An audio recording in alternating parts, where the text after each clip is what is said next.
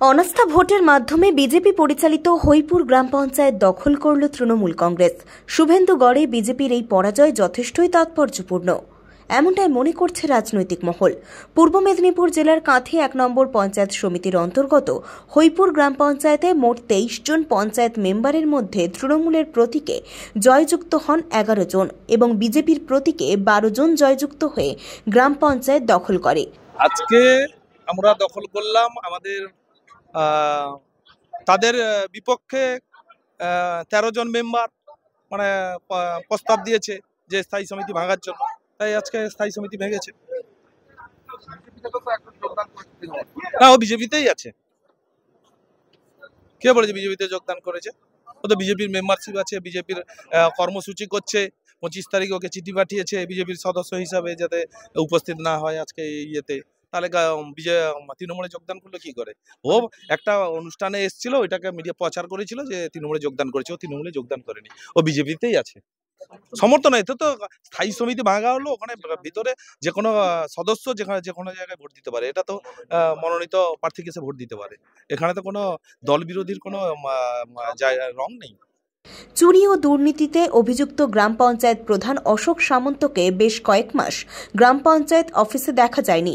কার্যত বেহাল অবস্থা তৈরি হয় গ্রাম পঞ্চায়েত অফিসে। অনাস্থা ভোটের মাধ্যমে সেই গ্রাম পঞ্চায়েত বিজেপির কাছ থেকে ছিনিয়ে নিল তৃণমূল কংগ্রেস। কাঁথি ১ নম্বর ব্লকের অন্তর্গত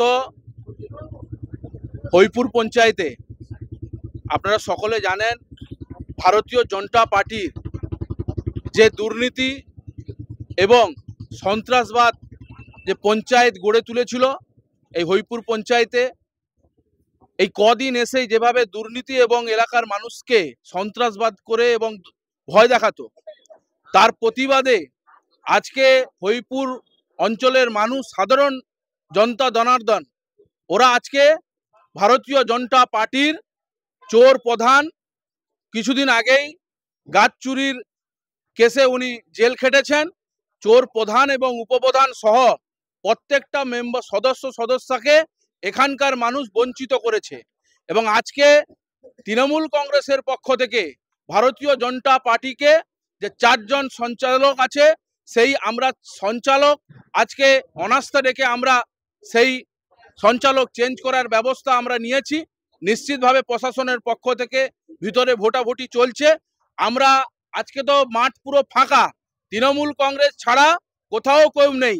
ভারতীয় জনতা পার্টি গর্তের ভিতরে লুকিয়ে গেছে। ফলাফল স্বরূপ আবির মেখে ব্যঞ্জ বাজিয়ে উচ্ছ্বাস প্রকাশ করে তৃণমূলের কংগ্রেস কর্মীরা।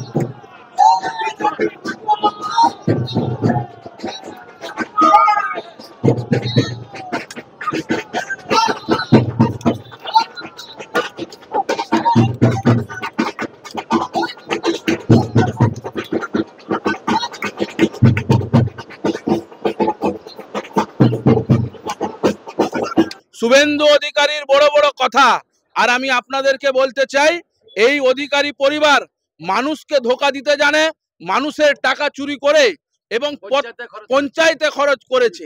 তাই আমি আপনাদেরকে বলতে চাই, আজকে আগামী দিনে শুধু হইপুর পঞ্চায়েত নয়, যে কটা পঞ্চায়েত কাঁথি ১ নম্বর ব্লকে ভারতীয় জনতা পার্টি নিয়েছে, যেভাবে দুর্নীতি শুরু করেছে, যেভাবে সন্ত্রাসবাদ শুরু করেছে, কাঁথি 1 নম্বর ব্লকের প্রত্যেকটা বিজেপি পরিচালিত পঞ্চায়েত তৃণমূল কংগ্রেসের দখলে হবে এবং আগামী দিনে কাঁথি 1 পঞ্চায়েত সমিতিও আমরা দখল করব, এটুকু আমরা বলতে চাই। কিন্তু আমাদের নেত্রী মমতা ব্যানার্জি এবং নেতা অভিষেক ব্যানার্জির নেতৃত্বে যে যিনি বিজেপিতে ছিলেন, উনি আমাদের তৃণমূল কংগ্রেসের হাত ধরে এসছেন। উনি বুঝতে পেরেছেন যে বিজেপিতে থাকলে কোনো উন্নয়ন হয় না। উন্নয়ন মানুষের পাশে থাকতে হলে, উন্নয়ন করতে হলে তৃণমূল কংগ্রেসের পতাকা ধরতে হবে। মমতা ব্যানার্জি, অভিষেক ব্যানার্জির নেতৃত্বে মানুষের পাশে থাকা যায়, মানুষের কাজ করা যায়। আগামী দিনে এই ভারতীয় জনতা পার্টিতে কেউ থাকবে না। আমরা দরজাটা খুলেছি কাঁথি 1 নম্বর ব্লক তৃণমূল কংগ্রেসের পক্ষ থেকে। আগামী দিনে অনেক বিজেপির বড় বড় নেতা আসতে বাকি আছে, এটুকু আমি আপনাদেরকে বলতে চাই। না, আমরা করিনি এই কারণে বিডিও সাহেব পঞ্চায়েত প্রধানের সঙ্গে কোনো আলোচনা করেনি এই বিষয়টা নিয়ে, এবং আইনের মাধ্যমে আমরা গেছি এবং বিডিও সাহেবকে একটা চিঠিও দেওয়া হয়েছে উচ্চ আদালত থেকে। উনি আদালতকে অবমাননা করেছে। আমরা দলত্যাগ, যে আমাদের পঞ্চায়েত নির্বাচিত সদস্য তৃণমূলে গেছেন, তার বিরুদ্ধে আমরা কোর্টে আবেদন করেছি এবং সঞ্চালকের ব্যাপারটাও নিয়ে আমরা এই বিষয়টা আদালতে আবেদন করেছি। সময় বলবে, আইনি ব্যাপার সময় বলবে। চলে গেছেন তৃণমূলে, উনি তো আমাদের দলত্যাগ করে চলে গেছেন। উনি সমস্ত বিষয়ে ওনার প্রমাণও আছে, আর পার্টি থেকে ওনাকে সকোজও করা হয়েছে। ওনার সব বিষয় স্টেটমেন্ট না হচ্ছে।